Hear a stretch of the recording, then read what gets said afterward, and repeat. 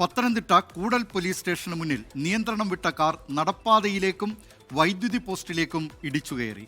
Driver ഉറങ്ങിപ്പോയതാണ് അപകട കാരണമെന്ന് പ്രാഥമിക നിഗമനം. കൂടലിൽ ഹോട്ടൽ നടത്തുന്ന തിലകന്റെ കാറാണ് അപകടത്തിൽപ്പെട്ടത്. വിവരങ്ങളുമായി പത്തനംതിട്ടയിൽ നിന്ന് ഷിജോ കുര്യൻ ചേരുന്നു. ഷിജോ കുര്യൻ, എന്തൊക്കെയാണ് ഈ വാർത്തയുടെ വിശദാംശങ്ങൾ? ഈ അപകടത്തിൽ ആർക്കെങ്കിലും പരിക്ക് പറ്റിയിട്ടുണ്ടോ? എന്തൊക്കെയാണ് വിവരങ്ങൾ? പത്തനംതിട്ട കോന്നി കൂടൽ പോലീസ് സ്റ്റേഷന് മുമ്പിൽ ഒരു കാറ് അപകടത്തിൽപ്പെട്ടത്. ഈ കാറ് നിയന്ത്രണം വിട്ട് വൈദ്യുത പോസ്റ്റിലേക്കും നടപ്പാതയിലേക്കും ഇടിച്ചു കയറുകയായിരുന്നു.